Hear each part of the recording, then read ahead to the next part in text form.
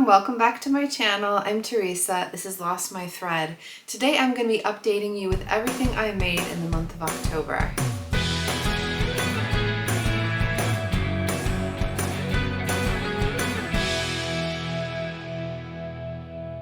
So I just have a few finished projects to show you today, but I do have some works in progress that I will talk about at the end. The first thing I'll talk about is what I'm wearing. So this is the jumpsuit that I made for the hashtag So Romp Jump Play 22 challenge. It was hosted by V of 85th and Wade over on Instagram. This is the Jump Up suit by Alice & Co Patterns. This is my first time working with Alice & Co Patterns.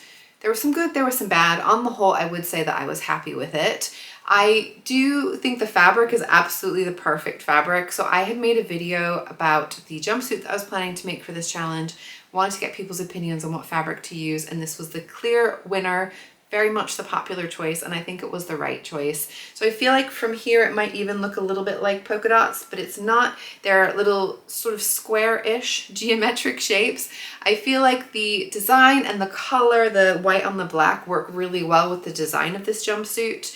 This is a jumpsuit that's a jersey, so this is a cotton jersey fabric that I got from Minerva. It's actually a Lady McElroy fabric, which I hadn't realized, which makes sense because it does feel like really good quality. This jumpsuit is incredibly comfortable. I feel like it is the most comfortable jumpsuit that I have worn, which says a lot. I really like jumpsuits and I think they're really comfortable, but this one is very much like it feels like it should look a lot more like pajamas because it feels like pajamas, but it looks really elevated. And I think the main thing that does that, one is the fit, but the other thing is just this neckline. I really love the neckline detail. So they did say that you can adjust the neckline if you wanted to make it a little bit different. And I could see doing it with more of a scoop neck or even a V-neck I think would look really good. There's a deep V at the back as well, which is how you're able to get in and out of it. So there's no fastenings. You just literally pull it down and pull it up again. I do think you want fabric with good stretch and good recovery, and this definitely has both.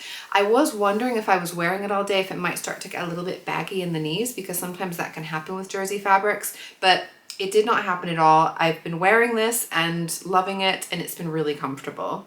So this jumpsuit is basically made of just two pieces with optional facing pieces. So you have a front piece and you cut two, there's a back piece and you cut two, you sew them together. So it goes along the whole length of the body.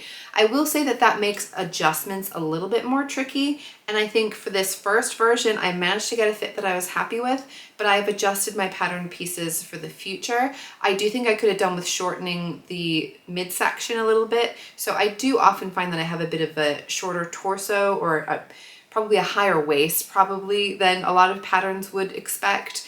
And I wanted to make this just as is because I didn't quite know how it was going to go. They did say that if you find that it's a little bit too long in the torso, that you can pull this sort of shoulder section up and seam it in like that, so pull that up a bit higher. But because of how I gotten the darts to sit, I didn't want to mess with that. So what I ended up doing was just taking the crotch section up higher, and that worked absolutely fine. I think I went up 2 inches in the end, or an inch on the front, an inch in the back, so 2 inches in total. And I think it fits really well in that way overall. So I feel like I'm happy that it's not too tight, not too loose in the crotch. The key thing with this one was getting the darts to fit me well. There are fisheye darts in the front and in the back. So when I first sewed the fisheye darts, they do tell you to baste those first just to make sure that you're happy with where they fit, where they sit, which I really appreciated. And when I made them, the back was spot on perfect. I did not touch the back fisheye dart, and I think the fit on the back is fantastic. So it goes exactly in with my curves in the right places. The front, I will say that it fit me very well in that it was definitely contoured to my body, but the bottom of that dart, it was like it fanned out, it opened out right where it's coming out to just the bottom of the fullest part of my tummy. So I felt like it was kind of following the curves of my tummy in way too perfect of a way. That's not an area that many of us want to particularly accentuate. And I feel like for me, I feel a lot more comfortable if things skim over my tummy rather than fit perfectly formed around my tummy. So I did a lot of adjusting with the fisheye darts in the front. I tried just not putting them in, and it looked a lot more messy and baggy. It didn't look like it fit me very well. So what I ended up doing was shortening the fisheye dart significantly. I think I took maybe a good 7 inches off of the bottom of the fisheye dart, but rather than it going all the way down in a similar length of where the back one went, it basically goes from just under my bust. So it starts just under my bust and it goes to just literally here, just a short little bit, which is basically where my waist is, where my natural waist starts. Whereas the back one, it goes all the way from the front down into the curve of my bum. So this for me feels like it fits me in a way that looks fine as far as like the fit and shape around the bust. It looks like it fits me in the waist where it should, but it's not necessarily accentuating my tummy in the same way. So I feel much happier with this fit. I tried to undo and redo the basting stitches on that front fisheye dart probably about 7 or 8 times. I had at one point to actually put it down overnight, leave it, and come back to it because it was really frustrating me. You know when you make adjustments and you try something on and it's not right?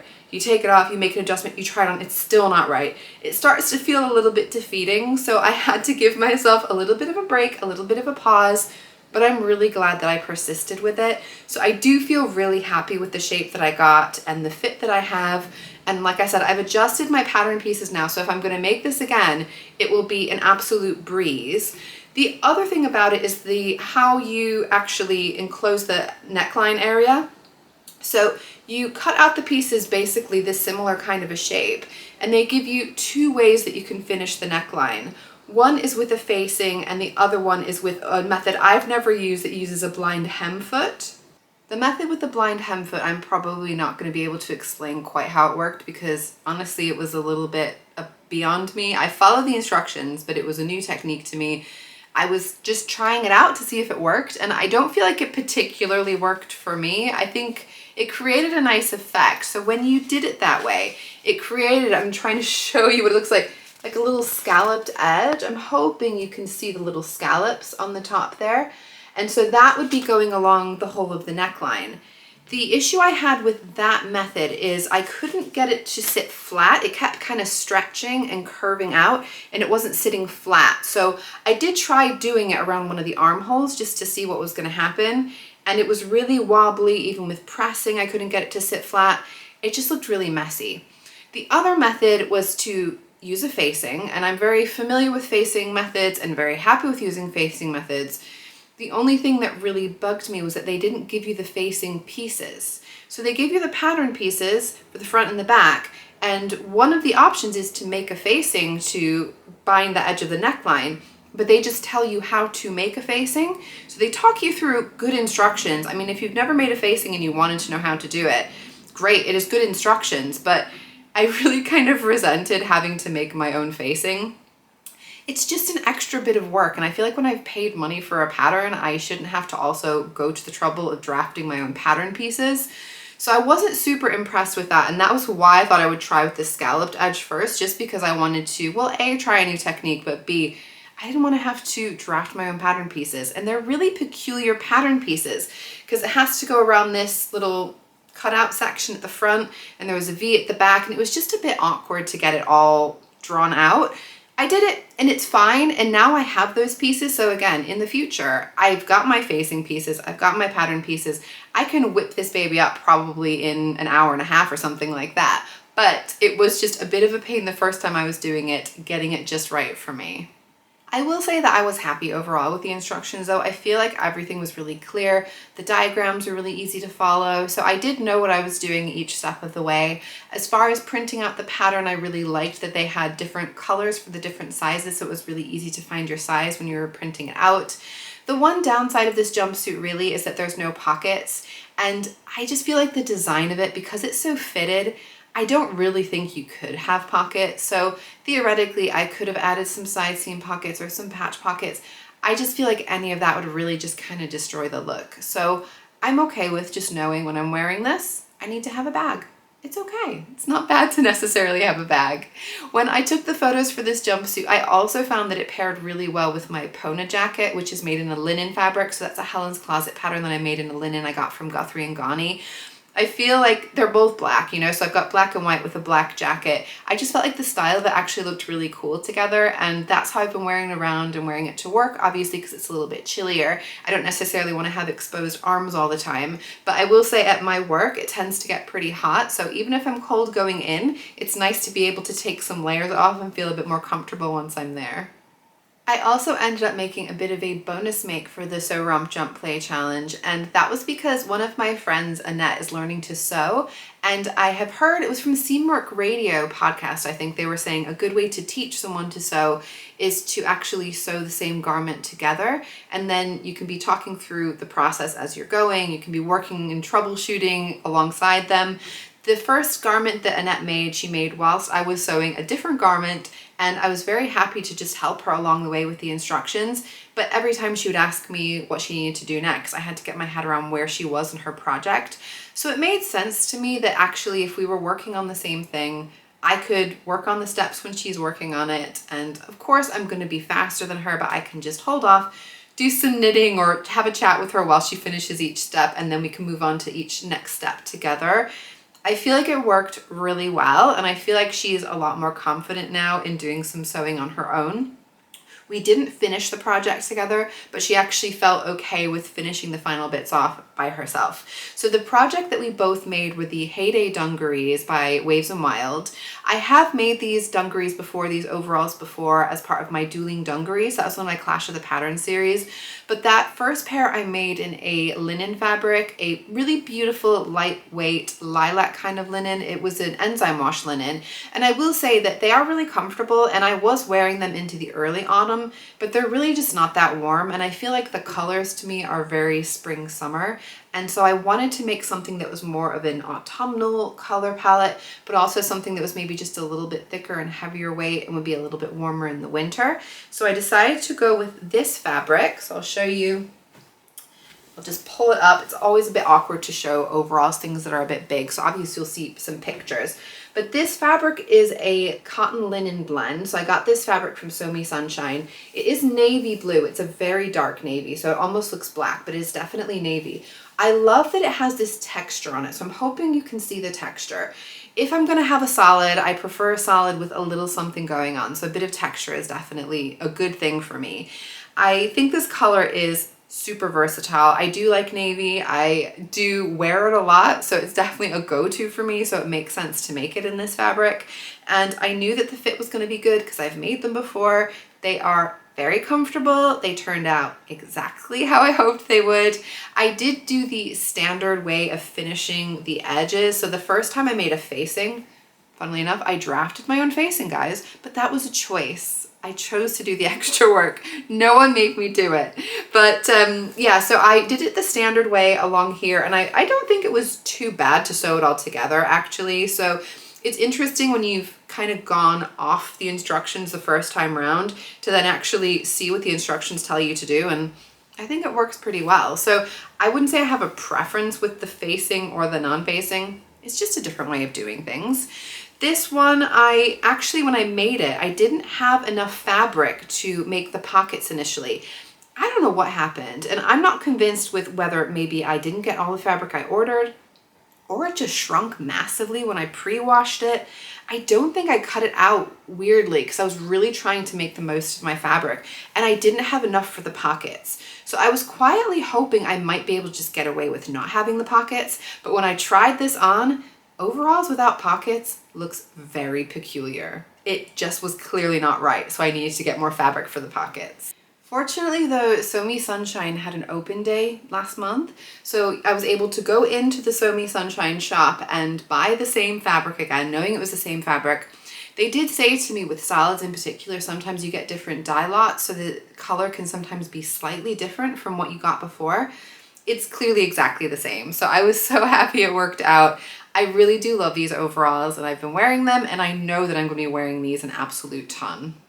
The final thing that I finished is this blouse. So I don't know how much it's going to come across on camera. These things are always so difficult when you've got dark colors. But this is a blouse hack that I made of the Myosotis Dress by Deer and Doe. It's in this really beautiful fabric. So this is again from So Me Sunshine. This is a navy blue, it's a cotton dobby fabric. I will say it's a little bit sheer, so it's a semi-sheer fabric. So when I bought it initially, I was planning to make a dress out of it, and I thought there's no way, it's going to be way too sheer without having to line it, and I didn't want to line it because I wanted it lightweight. But because this is a close-fitting blouse, if I wear it with a nude colored bra, I'm absolutely fine. You can't see through it. It works really well. And the color of the fabric I really do love. So it is definitely more of a blue navy. So the overalls are quite a dark, almost black. This is definitely a bit more blue. I do love the shade. I love, again, that texture on there. So even though it's a solid, it's got a little bit something more going on. So I made the Myosotis Dress by Deer and Doe earlier this year. Really, really liked the fit of it, the shape of it, and thought this would actually make a really good blouse pattern. And I was not wrong. So I kept the darts that were coming from the side seam, but I didn't do the darts that went down into the waist. So I didn't add darts in the front or in the back waist because that goes into the waistband, and I wasn't going to have a waistband, and I felt like that might just look a little bit too fitted and a bit peculiar. I'm really happy that I did it the way that I did it. I feel like I got a really good shape overall. So I essentially just extended the bodice piece down, and I had to grade out a little bit just to get some more room in the hips. But I feel like this came together well. For my dress version, I didn't actually use that mandarin collar because I felt like it looked like too much with that fabric. But for this one, I feel like it worked well. I think it's a really pretty detail.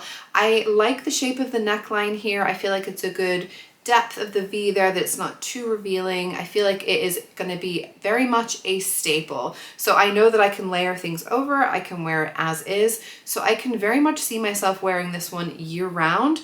With the color and with the type of fabric, I feel like it just kind of hits all the bases. It's going to be one that's going to be really versatile, and I'm very glad to have gotten it sewn up.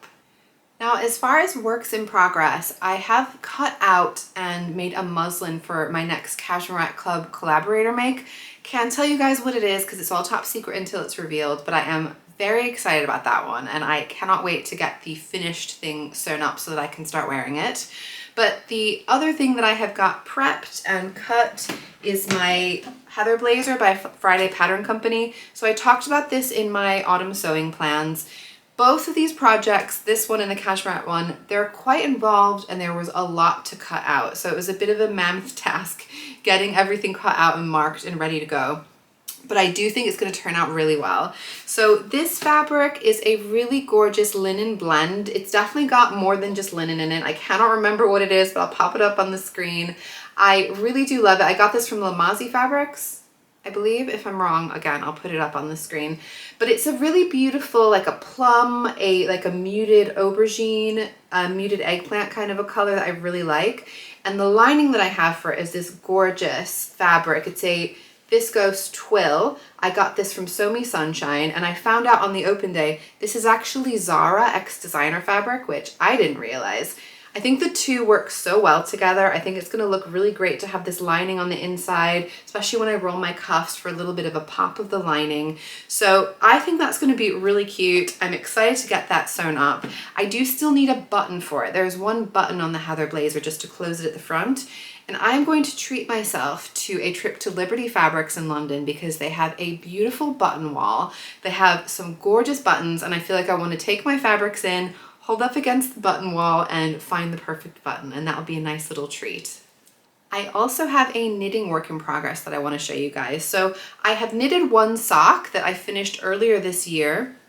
So this is the first sock. It's called Gerst, and it's from the 52 Weeks of Sock book, 52 Weeks of Socks book. I feel like I can never say that. It has this really beautiful pattern on the front and just stockinette on the bottom. I've mostly finished. I'm so close to finishing the second sock. So I started working on the second sock after I finished my Advent yarn cardigan. Yeah, I was making a cardigan for a while there. And I basically just have about, I think it's like 8 more rows to go before this is finished, and then I can block it, and then I can wear them and show them off. So I anticipate I will probably be finishing this in the next couple of days, but I wanted to show you guys as an update because I've mentioned them before and they're coming together well. It's been an interesting process knitting the two so far apart, and I feel like I've become a better knitter when I'm knitting the second one than where I was when I knit the first, which I guess makes sense because, you know, time and experience, and the experience of having made the first sock probably helped me a little bit as well. One final thing I will mention that I made, and I will say it's not sewing, it's not knitting, it's not textile, but it's a little bit of fun, right? It is the end of October, and so I carved myself a jack-o'-lantern, and the main reason I wanted to do that is to encourage trick-or-treaters to come to our apartment. So I grew up in Chicago, and very much where I grew up, it is just trick-or-treat central. Kids go nuts for Halloween. I absolutely loved Halloween growing up. Seeing kids in Halloween costumes is just so much fun, but we don't often get trick-or-treaters coming to us. It is not as big of a deal in the UK, but I do think trick-or-treating, Halloween has kind of grown a little bit over the years since I've lived here. But we don't often put up decorations outside for it, and I feel like because of that, people probably just don't bother knocking on our door. So I'm hoping with the jack-o'-lantern out that we're gonna get a few little trick-or-treaters coming around. We've got our candy ready, we are good to go, and I will have to let you guys know if we get many trick-or-treaters or not, but either way, I had some fun carving my little pumpkin. So that is everything that I made in the last month. Let me know if you think that I chose the right fabric for my jumpsuit, if you think it turned out well. I know I definitely like how it turned out. If any of the other makes that I made this month particularly stood out to you as well. Please do let me know in the comments down below what you guys are sewing, because I'm always looking for more inspiration as well. Please do like my video down below if you enjoyed what you've been watching. Make sure you're subscribed to my channel if you want to make sure you see more, and I will see you guys soon. Bye!